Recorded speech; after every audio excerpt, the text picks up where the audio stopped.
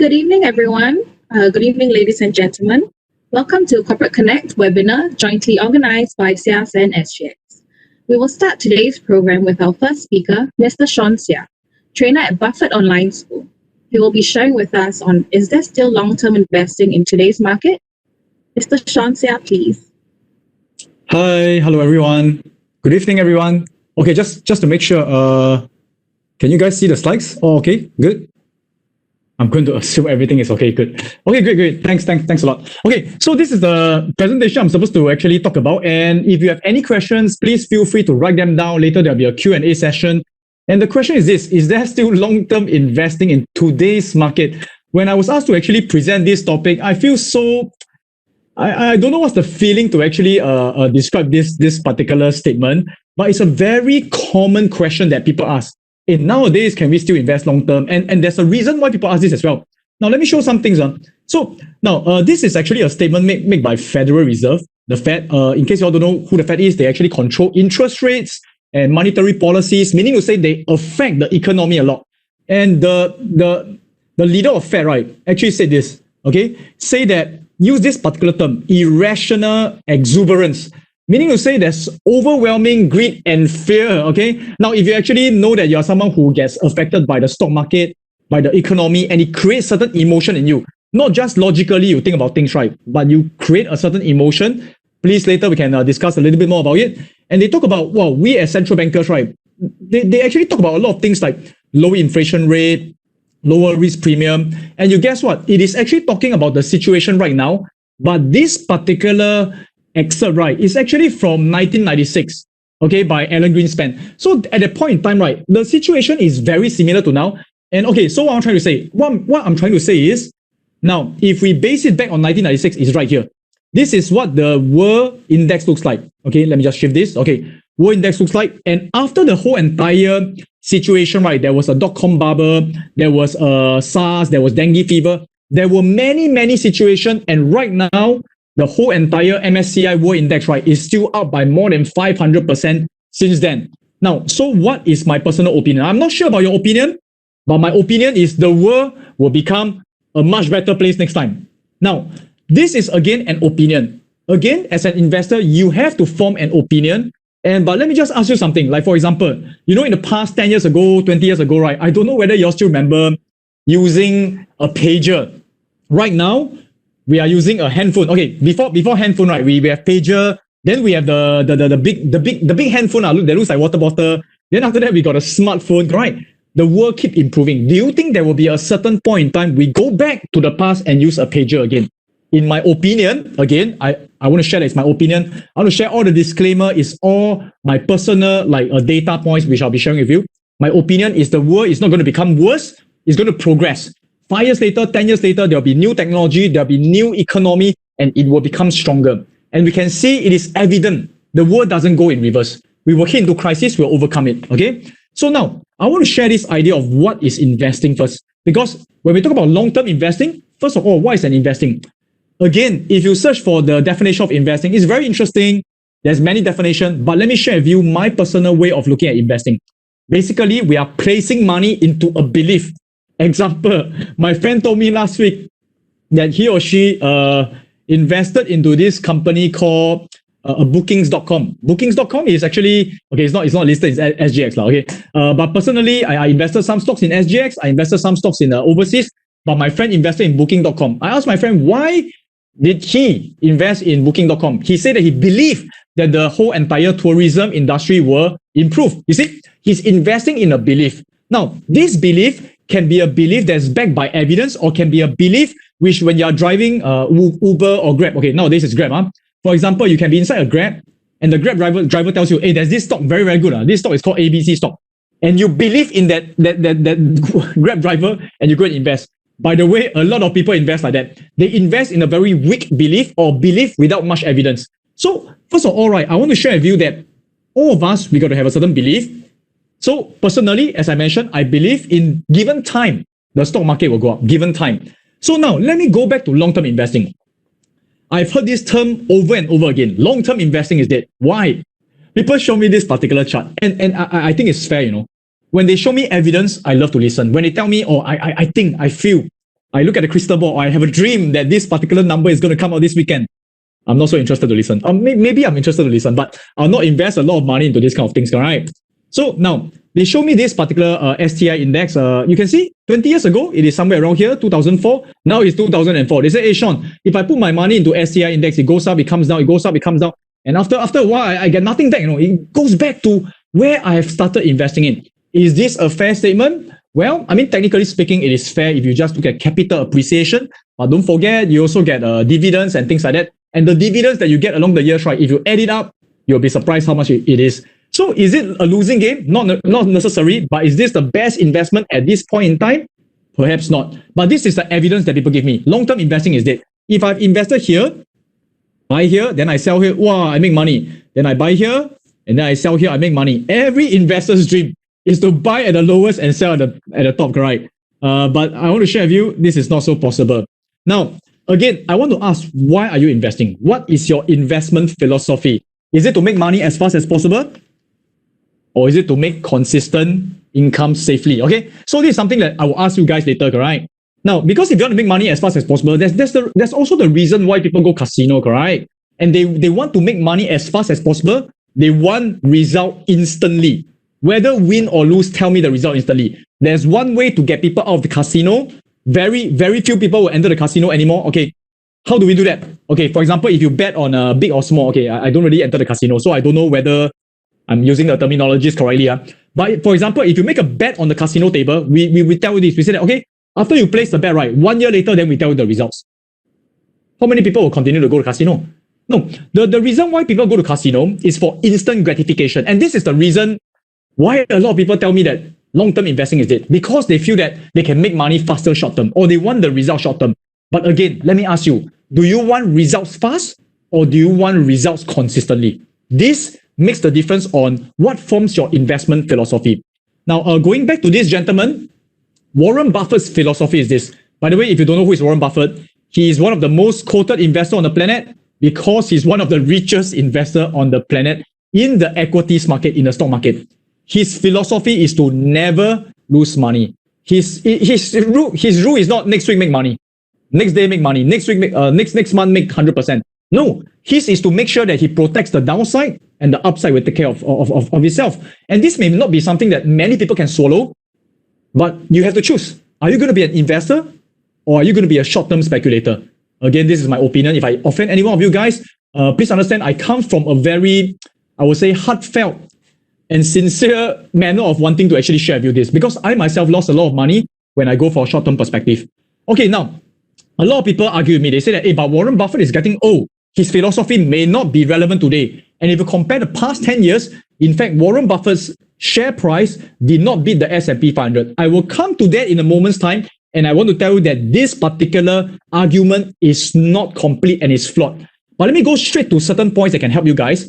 I want to share with you 3 questions that I ask myself to formulate and test an investable belief. There are certain beliefs that's not investable. For example, if I believe that this particular penny stocks, 10 cent stocks is easy to go to 20 cents. This is not an investable belief because it's not proven. It is just a feeling, 10 cents go to 20 cents is much faster. For those who have been investing long enough, you know that it's not true all the time. In fact, $100 stocks can go to 200 stocks faster sometimes, okay? So depending on what's the stocks, okay? So now, let me share with you 3 questions I believe that we should ask ourselves.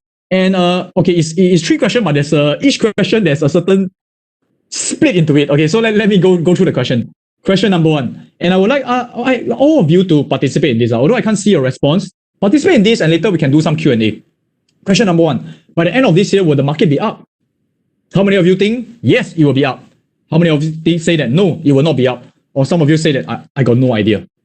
But you know, if your answer is always I got no idea, correct? If perpetually every question that we ask you about investing is I don't know, then you can't invest because you are not investing in something that you believe in. You rather buy in someone else's belief. You buy in the Grab drivers. By the way, I'm not saying anything bad about Grab driver. I'm just using a very common conversation because, or maybe at a coffee shop or at your friends tell you that they believe in this stock, and then you choose to believe in them so that you can blame them. This is a very lousy investing. I have not seen someone, again, I should share with you, I've not seen someone who copies other people's investment trade and become successful. Okay. Oh, okay. I can see some. I can see some people answering. Okay. Okay. Great. So I want to share with you guys that you must have a statement. Will the market be up at the end of the year, or will it be down? Will not be up? Maybe sideways or down. Okay. Now, if let's say your question is yes, by the end of the year the market will be up. The next question I want to ask you is this: how sure are you of this? How sure are you? 30%, 50%, from a scale of 1 to 10, okay? How sure are you that the market will be up by this year? Now, even for people who say that, yes, I think it will be up, very likely they will say, oh, I think maybe 60%, 70%, 6 upon 10, 7 upon 10. Okay, remember this score, maybe 6 upon 10. I believe that the market will be up because I see a V-shaped recovery and things like that. Now, let me refine the question, guys. Let me refine the question. So I want to ask a better question. The better question is this: not by the end of the year. I want to ask you, by the end of 3 years, will the market be up?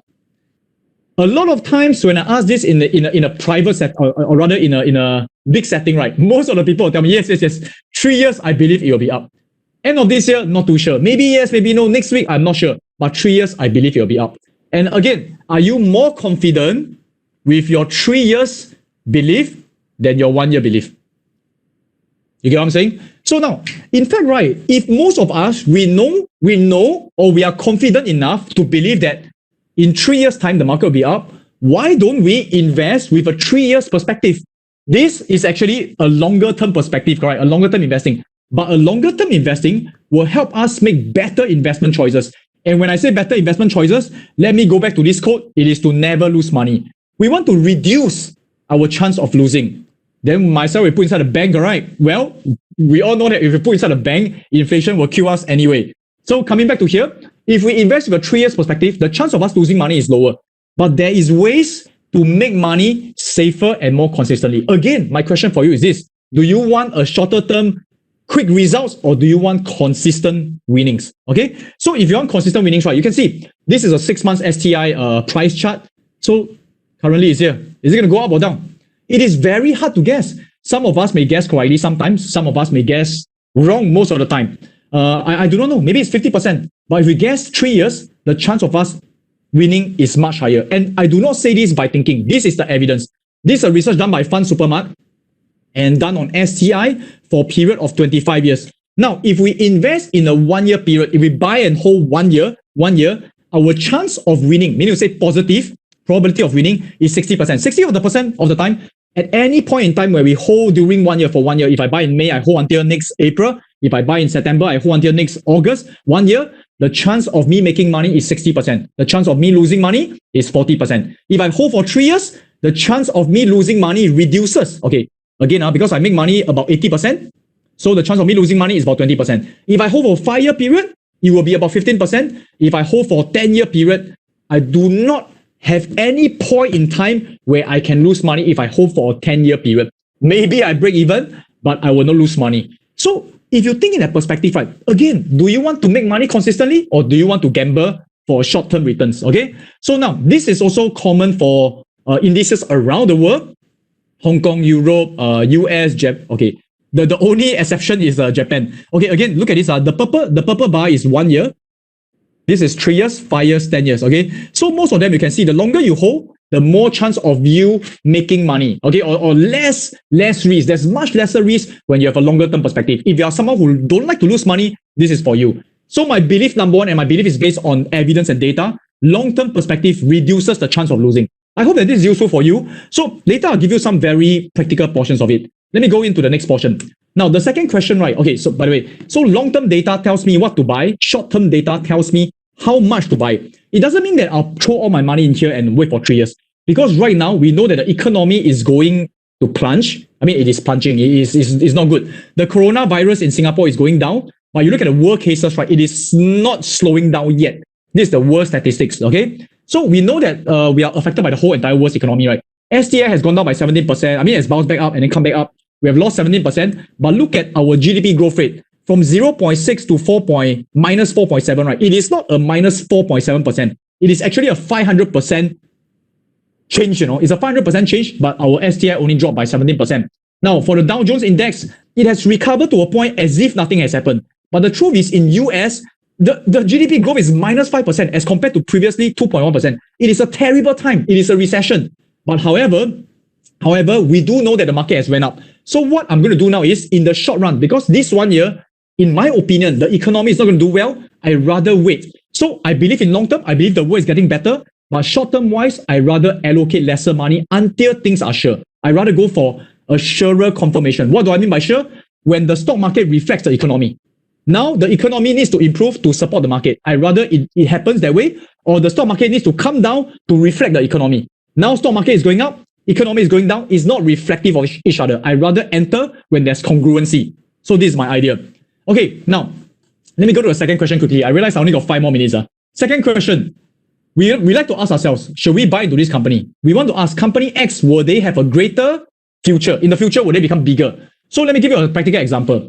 My friend actually invested into this company called Tesla. I don't know whether you heard of this company before. So will this Tesla become greater in future? My friend told me yes, because a lot of people are going green. They are taking electric cars. Tesla creates electric cars, so we don't want cars that has carbon monoxide and things like that, right? I do believe that electric cars will be a thing of the future, but I'm not too sure whether Tesla will be the company. So that's where we can ask better questions. Right. So, by the way, is there evidence that Tesla is a good company? Looking at the financial statements, right? Look at the net income, it's always negative.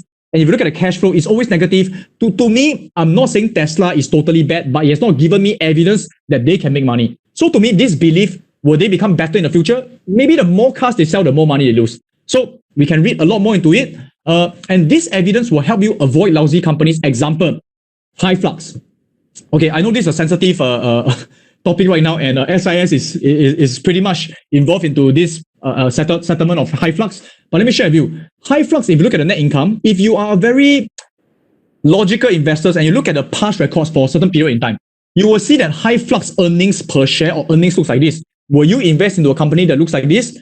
Personally, I would rather avoid. And from the start of like almost 2010 onwards, right, it has not really been making money. So by the time they offer you bonds, offer you like preferred shares, you have to think twice. Okay, so these are the things. You have to test the evidence using records as well. I mean, why don't you invest in companies like this? Okay, I'm not bootlicking because this is an SGX event.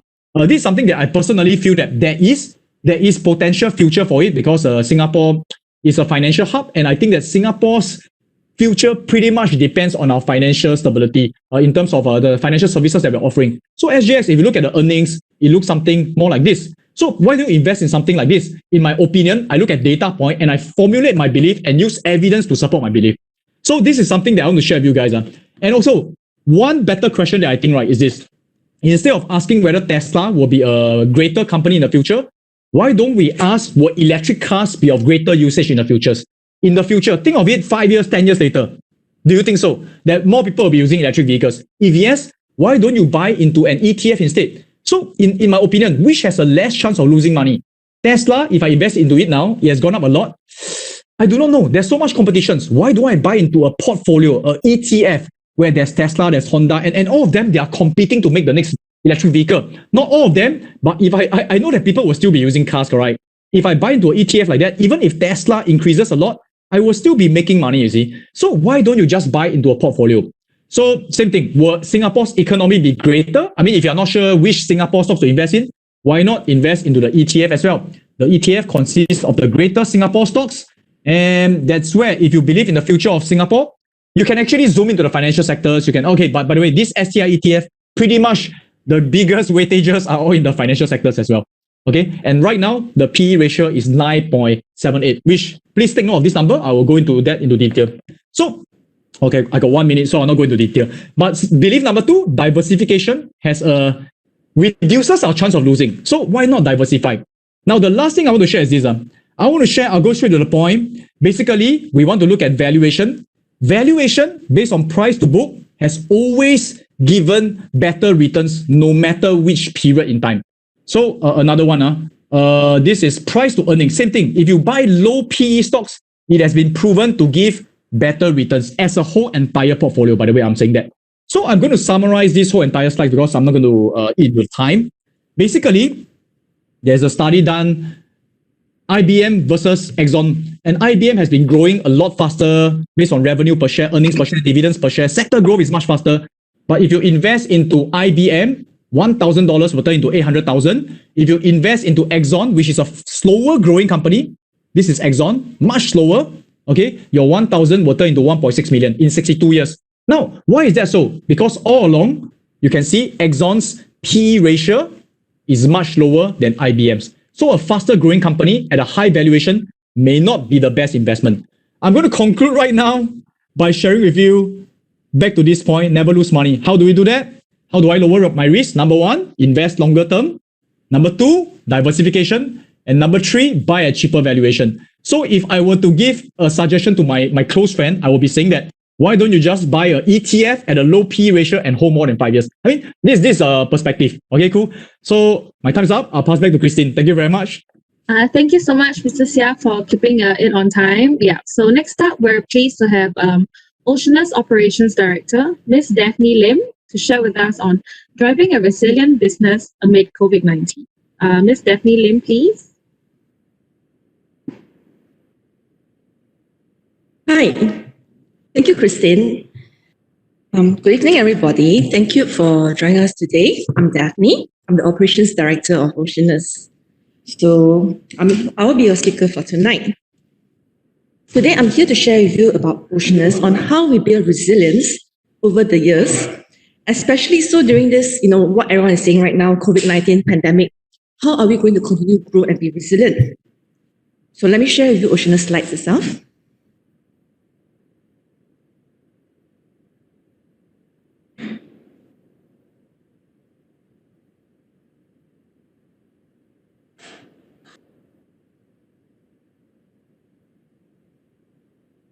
Okay. Sustainability today for the security of tomorrow. Sustainability today, or sustainability, is actually the keyword for all of us here in Oceanus. Basically, in every single decision we make and in every project we undertake. Simply because we believe in taking care of the environment, we believe in taking care of our Mother Earth, so that we can protect the future for our children tomorrow. But more than just being an environmentally friendly company itself, sustainability is also what we believe in, because we don't see Oceanus as just, today you see me, tomorrow you don't. We are in here for the long run. So Oceanus has to be able to withstand any storms, like recent COVID-19, in order to really deliver value to our shareholders, friends, our business partner. So how would I describe Oceanus today? Basically, Oceanus is a global corporation listed on SGX with diverse business portfolios, ranging from aquaculture, distribution, services to innovation. And I'm proud to share with you that over the last 2 years, Oceanus has been recognized both locally and internationally for what we have done. And the award that we are really most proud of is the award that was given to us by ASEAN, which is actually an international government body that consists of 10 over countries, including Singapore. Last year, Oceanus emerged the overall winner out of all these 10 countries for business excellence. So how do we do it? Which I'll share with you a bit more later. But over the years itself, Oceanus has evolved from just aquaculture to having 4 other pillars like your distribution, services, and innovation. Under aquaculture, we have Oceanus Aquaculture. We have Asia Fishery. Under distribution, we have Oceanus the Singapore Farmer, Season Global, and Salmon Import-Export. Under services, we have Oceanus Tech, AP Media, and Capicom. Under innovation, we have Oceanus Oceanic Institute. So, growing amid adversity. I guess that's the keyword thing why we are talking about here today. But interesting thing for Oceanus is that, it's not just during this COVID-19 that we are battling adversity, we are battling storm. In fact, if you look back at Oceanus history, this is Storm's adventure has been following Oceanus since 2001 until now. So more than just going through all this thing, I think the whole story of Oceanus is not just on how we battle the storm, but how do we go through the storm and become stronger and growing in the midst of this adversity, in the midst of this period of time itself. So Oceanus timeline can be divided into 3 different parts. You talk about the turbulent time, you talk about the cleanup, you talk about sustainable growth. So let me go For some of you who are familiar with Oceanus history, bear with me. Just share with the rest of you who are hearing for Oceanus history for the first time. So before I go into Oceanus history itself, basically Oceanus was listed in 2008. But for you to understand better, let me give you a bit of background on abalone. Okay, so you talk about your normal seafood. Abalone is considered as one of the slower growing seafood because you talk about your fish, your barramundi, your grouper. It takes about 6 months to 2 years for it to be ready to go to the market, and then you buy it and then you're ready to eat. But for your abalone, it takes an average about 4 years before, after processing, it will be the size of your two $1 coin. So that's how long abalone takes in order for it to reach commercial size. So in 2008, we were listed. And in 2011, suddenly there was Typhoon Usagi that hit Oceanus. And because of disease and whatsoever, there was a lot of abalone that died. So if you count back to 2008 to 2011, at the point of time where we can actually sell the abalone, at the point of time where we can realize our revenue for first time, we had to call for Operation Hot because of the weather of the Typhoon Usagi, sorry. And all in all, Oceanus suffered a loss of 90 million. So look at the situation right now. I mean, we couldn't sell whatever we've been growing for 4 years. We couldn't really continue with operations. We are really in very bad situation itself. So what happened? Naturally, in 2013 to 2014, all our business partners, our creditors start panicking. And they start banging on our door and say that, hey, look here, I don't see how Oceanus can get out of this situation. I want my money back. And basically, Oceanus was in a secured debt of 94 million and a negative net asset of 66 million. In this situation itself, anyone can tell that Oceanus is actually in very, very big trouble. And on top of that, because of what is going on in Oceanus, our ex-auditors look at the situation, look at our books, look at the possible income that could come in, look at the past business model itself. They disclaim our records because basically to them is there's no way this company can survive. And it's not just them, basically it is our auditors, our business partner, our shareholders that all have the same conclusion. There's no more hope for Oceanus. Technically, it's a bankrupt company. We want to see what we can do to minimize our loss. So was that the end of story of Oceanus? Of course not. We're still here today. So what happened? There comes the clean-up phase itself, where our CEO, Mr. Peter Cole, he took over the reins of Oceanus in 2015. At that point of time, it was basically like mission impossible. You have a non-functioning business model, you have a huge debt. So what he did was straight away get his hand dirty, start work, and during his first meeting with all the shareholders, he presented to all the shareholders this 3 years plan itself. First year, he planned to relook into the business model. So what he did, he went to the farm, he stayed with the farm, with our staff in the farm.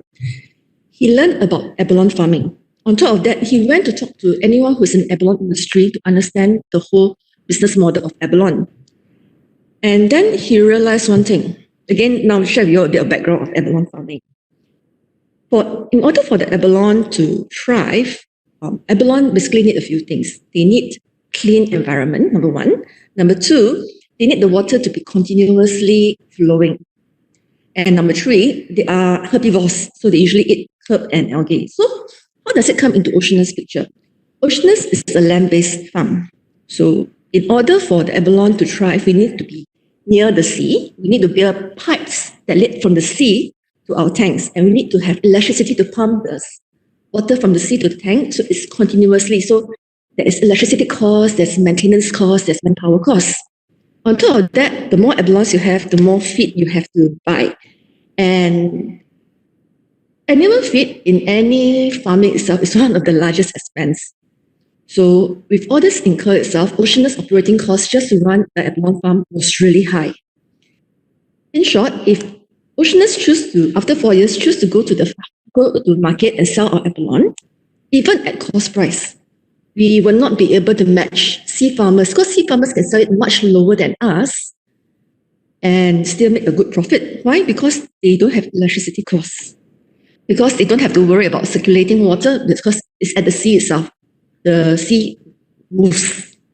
And on top of that, abalone are herbivores. They usually eat kelp and algae. So what the sea farmers need to do is just to ensure that the abalone has it, to supplement the abalone with feed itself. So there's no way we can match the sea farmer. So does it mean, end of the story, there's no more we can do? Not true. One thing which Mr. Cole realized is the sea farmers, what they need in order to have abalone is an abalone hatchery, where abalones can breed and juvenile abalones can grow up to a certain size before they go to the sea. I mean, like all babies itself, they need a good controlled environment to do so. So rather than to compete with the sea farmers, why not? He was thinking we go into a collaboration method with them, where we provide them what they need, which is juvenile abalone. And with that, started the whole restructuring process itself, which is also good for the shareholders. Instead of waiting 4 years to see the actual revenue come, now we see the revenue coming at a much faster pace itself. So that was the first year, what he wanted to do.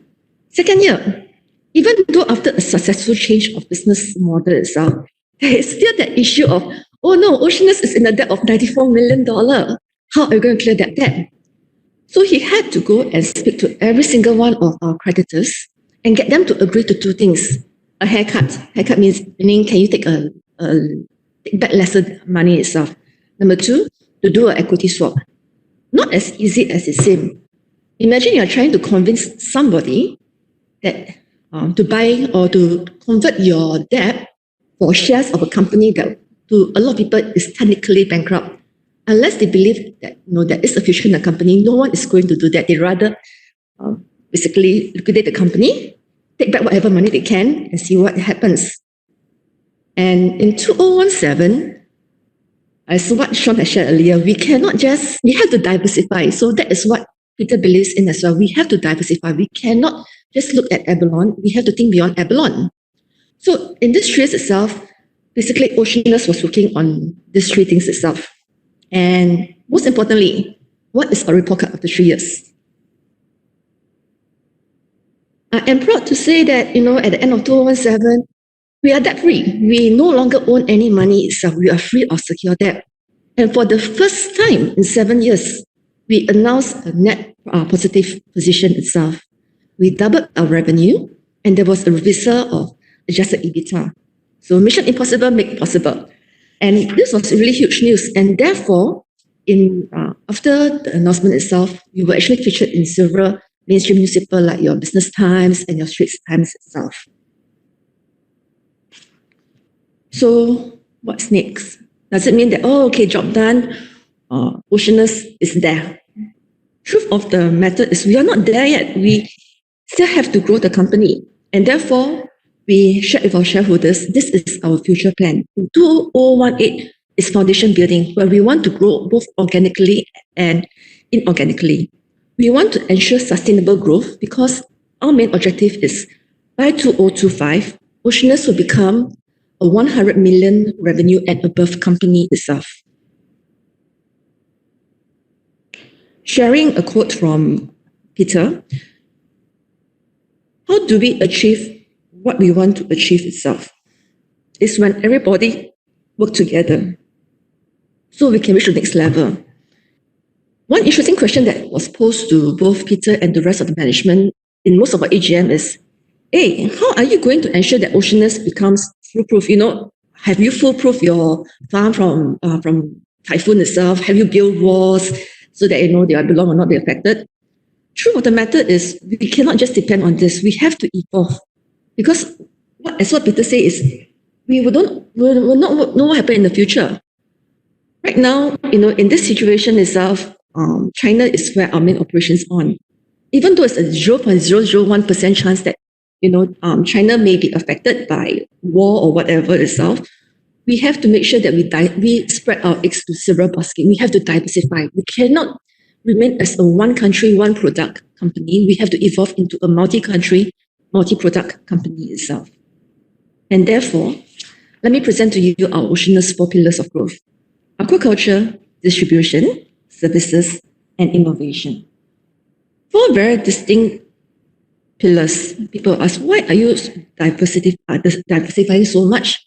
Truth of the matter is, it is all linked. We are in aquaculture.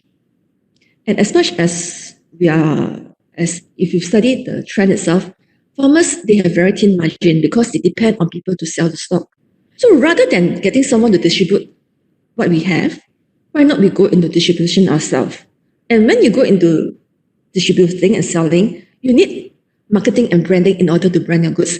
And that's why we have services as well. And innovation ensure that, we don't get left behind. We are always in front of what we need to know what we need to do and to understand the market itself. So presenting to you our milestones over these 2 years itself. Oceanus is one of the world's largest land-based abalone farm.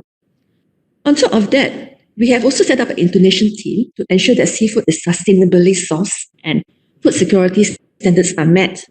And therefore, effectively, Oceanus is no longer just an abalone company. We have actually increased our seafood range beyond abalone. We are now doing tuna. We have exported tuna. We have exported soft shell crab. We are looking into ribbon fish. We are looking into squid itself. So that is our aquaculture milestone. And how about the rest? Distribution milestone. Most people will know Oceanus as an abalone company. I'm proud to say today, our product range have ranged from abalone to 2,000 over products that consist of cosmetics, that consist of beverages, that consist of snacks itself. And not only have we started distributing into Singapore and China, we have also started distributing to USA, Australia, to Japan, to Indonesia, to Malaysia, to Kazakhstan, to Taiwan, and South Korea itself. So that is distribution milestone. How about service milestone? Service milestone, instead of just one service, now we have 7 different services, such as event management. In fact, we are government approved, our subsidiary is a government approved for grants for your marketing and branding. And we also have 360 VR, we have consultancy, etc. Okay, there's a lot more services that we do. And not only that, our subsidiary was actually awarded several high-profile projects, both locally and overseas itself. You talk about last year live streaming on National Day Parade. It was done by AP Media, our subsidiary. You talk about this year, Cambodia itself, where they celebrated the diplomatic relationship between Cambodia and Singapore. They were the event manager. They were the overall event head itself that coordinated the whole event. Sorry. You talk about this year digitalization of the National Museum. It's also done by them.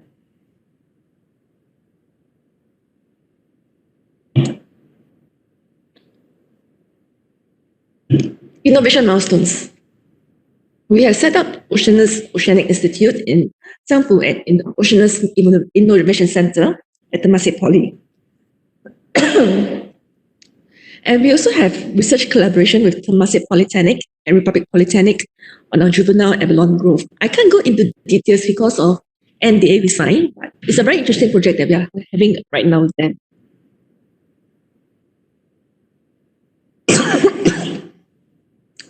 Why are we doing so much? Because one thing our boss reminds us is the key is to give real value, to give back to our shareholders. So what is our report card over the last 2 years? Let me just summarize for you all. Our overall gross profit margin has risen from 4 to 14%, and we have increased the number of profit centers from 1 to 8. On top of that, when we first got listed, we were only headquartered in Singapore with our operations in China. Now we have global footprints in 16 over countries around the world itself. So just a snapshot of what I shared with you all. So this is the Oceanus story, and I hope any questions you can ask us later during the FAQ. Thank you. Thank you, Ms. Daphne Lim. Okay, so in our last segment, we will have the Q&A session. We will be using Pigeonhole for our Q&A session. So if you have any questions throughout the presentation, please feel free to submit them through the Pigeonhole link provided at the chat section. And due to time constraints, we would like to seek your understanding that not all questions may be addressed. Without further ado, we would like to invite Mr. Richard Dyerson, General Manager, Planning, Education and Research, SIAS, as well as from Oceanus Group Limited, Mr. Peter Cole, CEO and Executive Director, Mr. Dwayne Ho, Group Financial Officer. Mr. Richard Dyerson. Good evening, everybody. I hope you can hear me. Everyone is staying home and safe. Peter, it's been a while. How are you? Hi, I'm good. How are you, Richard? We're staying safe. I've been busy trying to do a little bit more virtual meetings like this. Well, I guess this is a new norm that all of us got to kind of get used to, isn't it? I think it's going to be here for a while. Sadly, but I'm sure that with everybody's patience and perseverance, we will prevail until such time we find. Maybe we'll get. Maybe we'll find a cure from the abalones. You never know.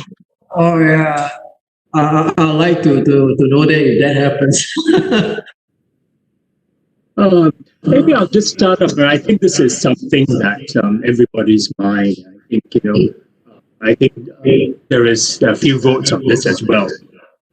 How hard has really the COVID-19 situation affected Oceanus? Because you have also, besides the operations, the sales, how has it affected the company? Okay, I mean, this is first and foremost, I think it's a very good question. Recently, I was listening to the radio, and it was the same questions that was asked on me.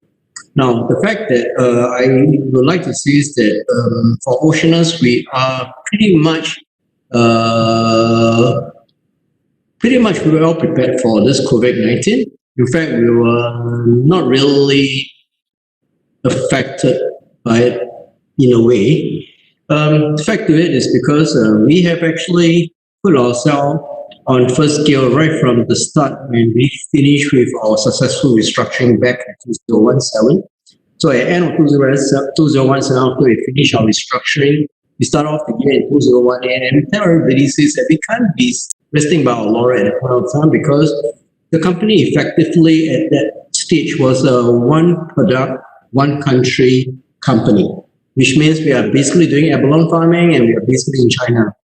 And I remember at that point, I was standing on the stage then and I was telling all the shareholders in our AGM, I said, you know what, if we continue to do what we do today and we don't change, one day, just one day, what if China go into war? And I remember everybody was laughing at me and say, come on, this cannot be real.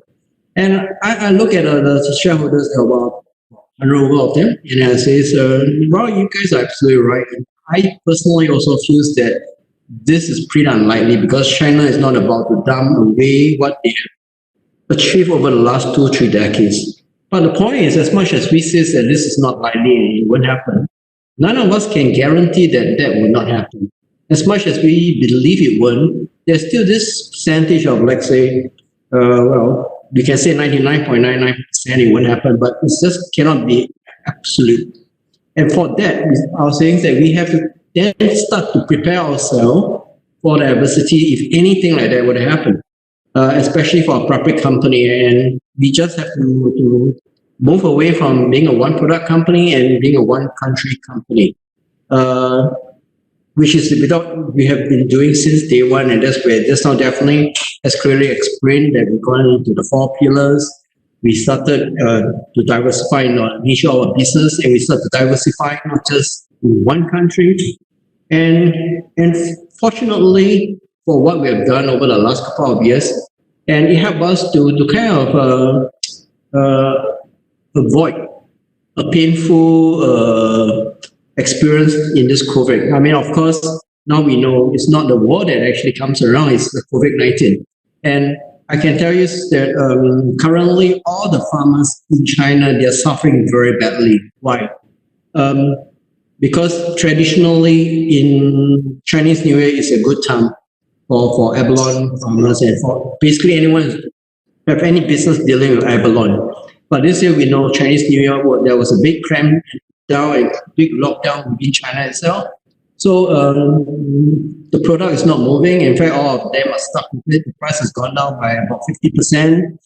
And to make matter worse is that the feed that actually produced by the factories, because of factory closure, the demand and supply and cost of feed gone up by about 100%.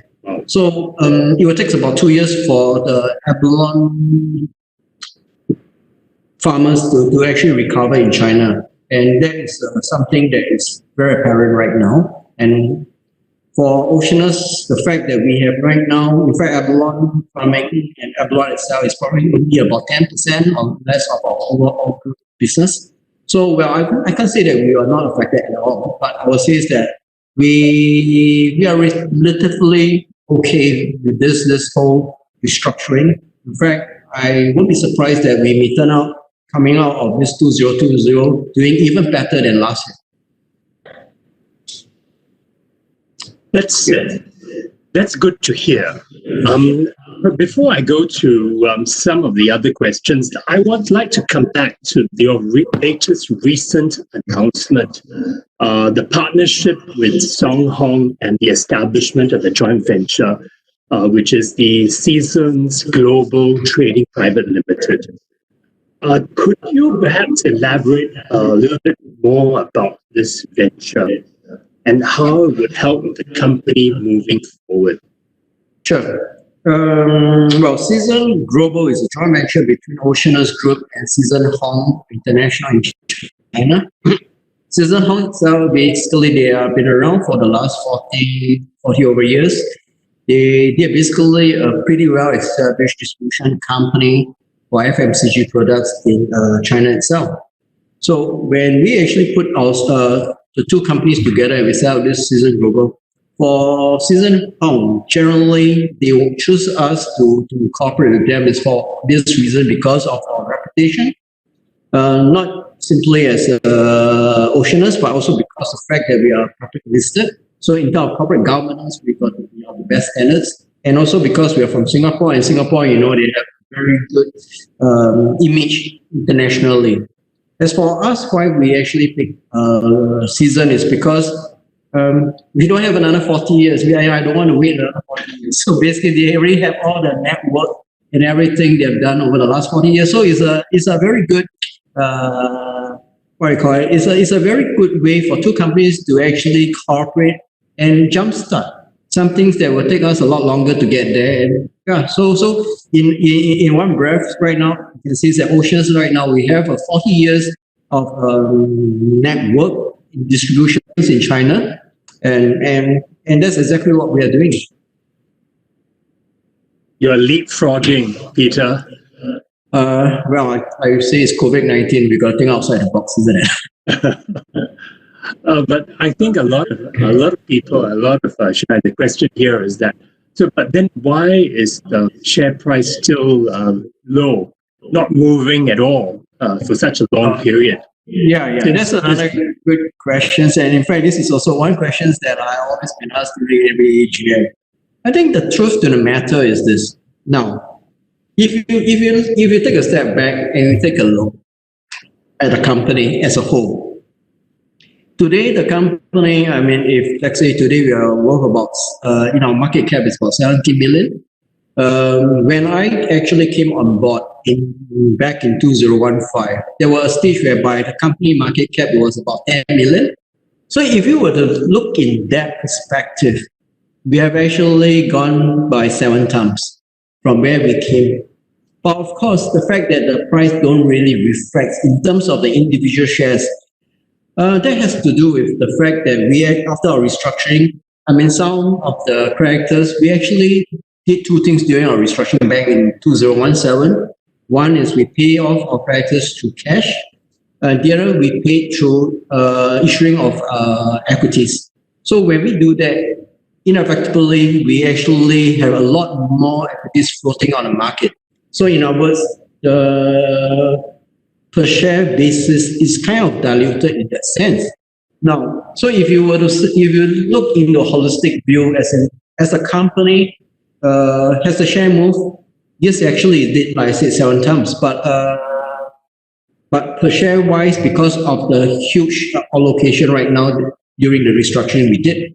But having said all those things, I must also say that the last two over years since 1.8 when we came out, we says that the company actually is nothing to really shock.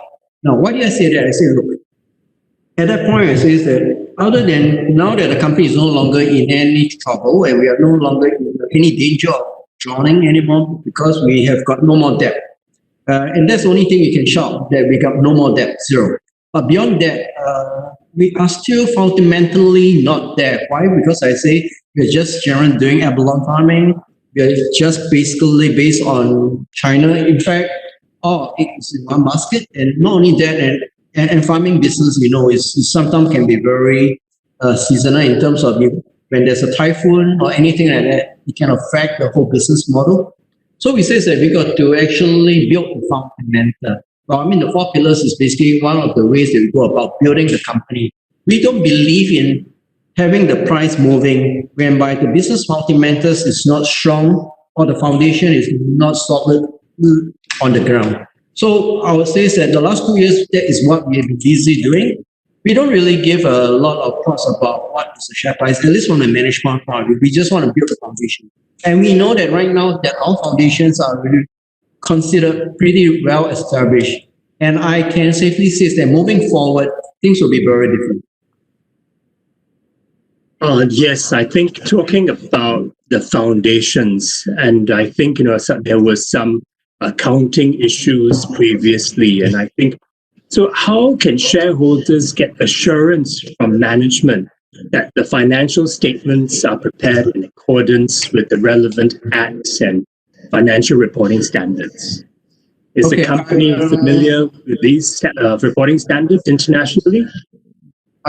This financial things I can answer, but since my CFO is also on the night, I think I don't want to deprive him of something that he probably do a better job, and I'll let him actually answer this question. Gwyn, you want to take this? Yeah, sure. Thanks, Peter, and thanks for the question, Richard. Yeah, you're absolutely right in a sense that in the years prior to restructuring, Oceanus, for quite a number of years, faced unsatisfactory audit qualifications, right? The accounts were disclaimed, they were qualified for a large period of the past 9 years, I would say. But I'm happy to say that, as part of the restructuring efforts, there has been a lot of emphasis, over the last few years in terms of strengthening not just the corporate governance, but also the financial reporting capabilities of the company. If you were to look at our last publicly released annual report, we have already moved a step up, improving our audit opinion from that of disclaimer opinion to unqualified. And we are pretty much on the path towards a clean opinion very soon. So, that will be made apparent, hopefully in the upcoming release of our results as well, annual report. I must say, Peter and Dwayne, I think, I remember, Peter, when you first came into our office when you first took over, I know there was a lot of work, and I must congratulate the team. A lot of work has been done. I remember, Peter, you were saying that you literally living on the farm initially. I remember those days. Yes. As I mentioned, all of us gone through the national service, so we just take it that we're going back for income training. Yeah, so for the others who don't realize that Peter was very much on the ground, literally even talking to the other farmers and looking at how to actually re-engineer this whole business. And we've been very much in discussion since the very first day he stepped in. So congratulations to the team. Thank you. So Peter, this other question. Oceanus seems to be invested in many kinds of unrelated businesses. Aren't you worried that your team is spread too thin? Jack of all trades and master of none? Okay, actually, the truth to the matter is not at all. Two things that I want to actually answer. One is, first and foremost, like what Steve Jobs says, that sometimes in life, a lot of the dots may be seen all over the place, but at the end of the day, they all will be connected. Now, we may look at it is that, so the thing is, first I want to put across is that they are in a way related, but just that the dots are not connected yet. I'll explain a little bit on this further. And the next question is, how would the team would be spread too thin? Now, first and foremost is when we invest in any business to begin with, we have to look into the business itself, whereby they already have an existing team that's running it. To us, what is more important is the people behind the business. They need to have the convictions, they need to have the heart, they need to have the belief. Now, when we look at that, and then the next thing we look into is that then the business itself, of course, we look at the financials numbers and so on and so forth. Hence, if we do invest in a company, first and foremost is that basically there will be already a team in existence running. In Oceanus, my team basically is only have three. We only have three main divisions. One of them is finance, obviously, and then they check on the numbers.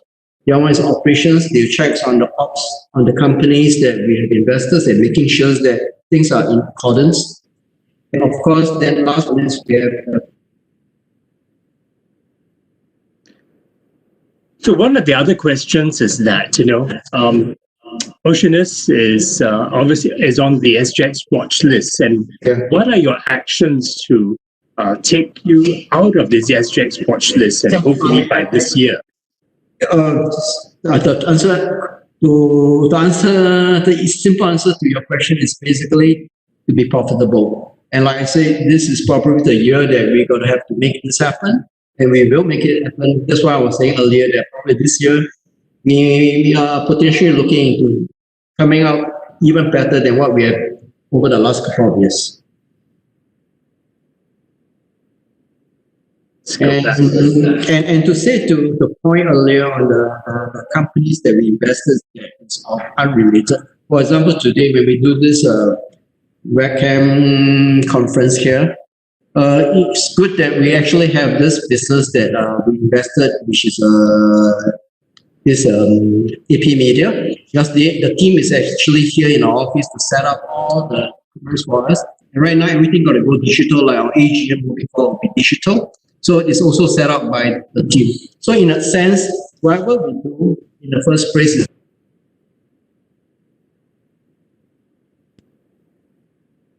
I think we lost a signal. Hello? Okay, got you back. You got it? Okay. Yes. So when we know that when we started, we actually go into our own Abalone. We say that we got to go downstream. We have to come up with our own Oceanus Abalone and so on and so forth. And when we do that, we know that we have to actually be doing marketing and all this stuff. Now then it comes the question, do we actually set up a marketing department to do that?